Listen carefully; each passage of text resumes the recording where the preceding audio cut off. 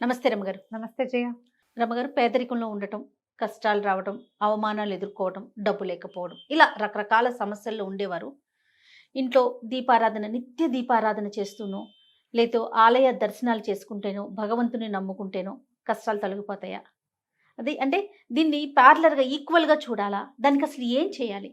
అంటే మనం ఎట్లా నమ్ముతాం జయ, ఎప్పుడు కూడా ఈ జన్మలో మనం అత్యద్భుతంగా మంచి సిల్వర్ స్పూన్తో, గోల్డెన్ స్పూన్ ఇన్ మౌత్తో పుట్టినా, లేదా ఒక దారిద్ర్య రేఖకి దిగువనున్న వాళ్ళ ఇంట్లో పుట్టినా, అది మన పూర్వకర్మానుభవంగా చెప్తాం. అంతే. అంతే. ఇప్పుడు మన ఆరోగ్యము, అనారోగ్యము ఇది కూడా పూర్వకర్మలది. అంతే. అన్నీ పూర్వజన్మ నుంచే మనం మోసుకొస్తాం. దాన్నే మనం అనుభవిస్తాం, అటు ధనాన్ని కానీ, ఇటు దారిద్ర్యాన్ని కానీ. కాకపోతే దారిద్ర్యంలో పుట్టినవాడు అలాగే ఉంటాడని చూస్తామా మనం? లేదుగా. మెల్లిగా ఏదో మెట్లకి ఎలాగోలా మధ్యలో పడుకుని కూర్చుని లేచి ఏదో ఒక ప్రయత్నం చేసి ముందుకెళ్తారు. మనకి ఈ కర్మ సిద్ధాంతాన్ని పూర్వజన్మ జన్మానుగతంగా వస్తాయని చెప్పిన మన ధర్మమే ఉద్యోగినం పురుష సింహం ఉపైతి లక్ష్మి అని చెప్పారు. ఎవడైతే పనిచేస్తాడో వాడికి లక్ష్మి లభిస్తుంది. ఒక లక్ష్మి అంటే ఒట్టి అబండెన్స్ డబ్బే కాదు, అన్ని రకాలమైనవి. ఇప్పుడు దీనికి ప్రధానంగా తన మీద తనకి నమ్మకం ఉండటం, ఏదో ఒక క్రియ చెయ్యడం, దీంతో పాటు దైవారాధన చేయటం. నిత్య దీపారాధన అంటే రోజు దీపం పెట్టడానికి నూనెైనా ఉందో లేదో వాళ్ళ ఇంట్లో. కడుపు మార్చుకుని దీపం పెట్టమని చెప్పం కదా.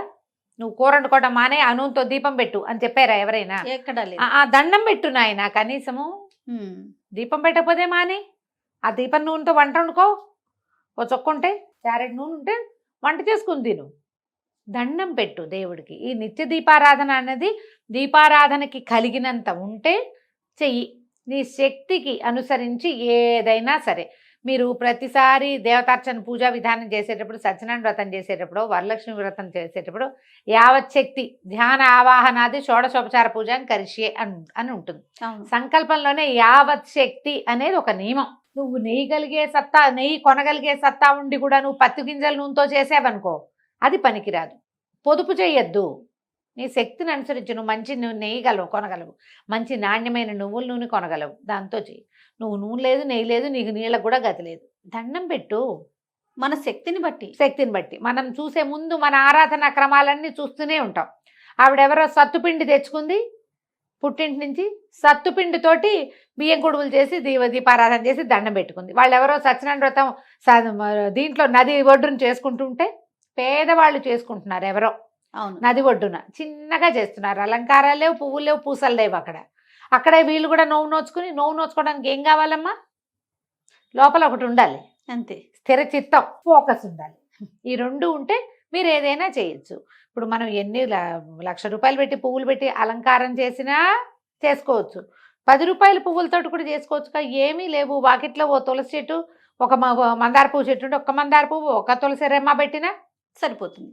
ఏదో ఒకటి చెయ్యాలి. ఈ క్రియల్లో ఒకటి మీరు ఎలాంటి జీవితాన్ని లీడ్ చేస్తున్నారో దాని నుంచి ఉద్ధరింపబడడానికి ఎవరైనా సరే ముందు ఉద్యోగం, పని, అది పెద్దదో చిన్నదో బరువైందో తేలికైందో మీ శక్తిని అనుసరించి, లేదా మీరు చేయగలిగే పనికి వస్తున్న డబ్బు మీ జీవితానికి చాలకపోతే అప్గ్రేడ్ అవ్వండి, ఇంకొంచెం బెటర్ థింగ్స్ నేర్చుకోండి.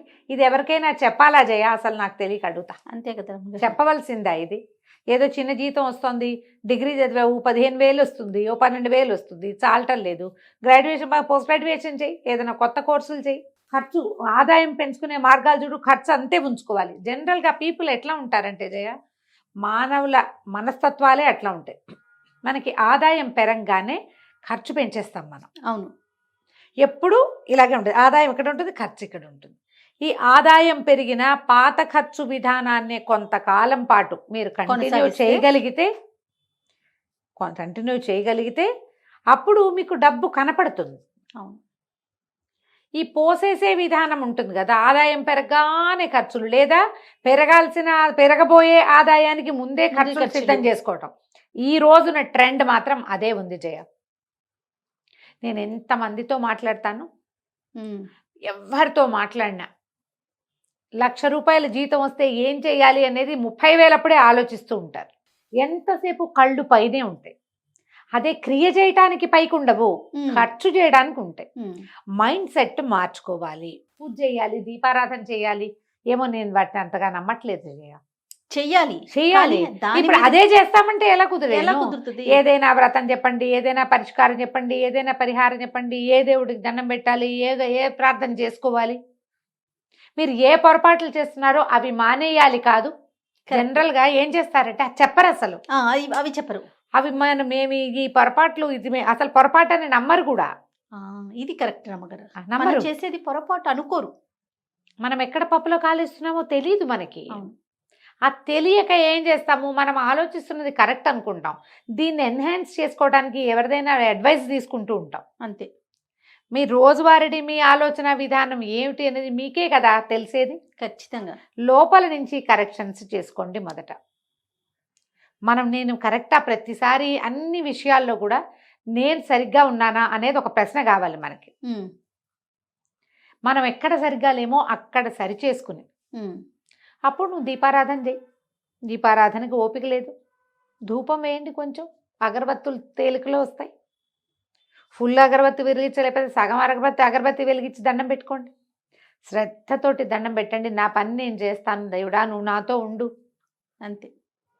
ఇప్పుడు అదే చేసి ఇంకా పూజలు చేసి ఇంకా పరిహారాలు చేసి ఎన్ని చేస్తే మాత్రమే వాటన్నిటికీ ఖర్చు పెరుగుతుంది తప్ప ఆదాయం పెరిగేది లేదుగా. నువ్వు భక్తి శ్రద్ధ పొద్దున్నే సూర్యుడు కనపడంగానే దండం పెట్టండి. కనపడంగానే పెట్టుకోవాలంటే ఏం చేయాలమ్మా? కనపడడానికి ముందే లేవాలి కదా. ముందు బద్ధకాన్ని వదిలిపెట్టుకోండి. రాత్రి పెందరాళే పడుకోండి. పెందరాళే పడుకోపోయినా పొద్దున్నే లేవండి. పెందరాళ్ళు పడుకోలేదు, మనం పొద్దున్నే ఎందుకు లేవలేదు అంటే రాత్రి లేట్ అయింది అనేది ఒక కారణంగా చెప్తాం. నువ్వు ఎప్పుడైనా పడుకో, సంబంధం లేదు. పావుతక్కువ వారికి నిద్ర లేచి స్నానం చేసి సూర్యుని చూడాలి. చేసి చూడండి. రోజు దీపారాధన చేయటం కంటే కూడా అత్యద్భుతమైన ఫలితాన్ని ఇస్తుంది ఇది. 21 days 21 రోజుల పాటు 5:30 5:40 కల్లా లేచేయాలి. ఆడ మగ ఎవరైనా ఇంటిల్లి పాది లేస్తే మరీ మంచిది. స్నానం చేసేయండి. సూర్యోదయం అవగానే సూర్యుడికి దండం పెట్టుకోండి. 5 నిమిషాలు సూర్యుడి ముందు నిలబడగలిగారా, 10 నిమిషాలు అబ్బో మహత్తరంగా ఉంటుంది. ఆ తర్వాత దీపారాధన చేసుకోండి. మేము ఇల్లు ఉడవాలి కదా, చేయాలి కదా, పాకిలు కడుక్కోవాలి కదా, మీ ప్లాన్ మీ ఇష్టం వచ్చినట్టు చేసుకోండి. ఒకళ్ళు ఇల్లు ఉడిచి ముగ్గేస్తారు, ఇంకోళ్ళు ఇంకో పని చేయండి. సూర్యుని చూడడం మాత్రం మానద్దు. ఓకే. ఇలా చేస్తే ఏమైనా మన జీవితాల్లో డిఫరెన్స్ వస్తుంది. దేనికైనా కూడా నియమము నిబద్ధత ఈ రెండు చాలా అవసరం. దీంతో మనం నియమ నిబద్ధత గుణాలతోటి మనం జీవితంలో ముందుకెళ్ళగలుగుతాం.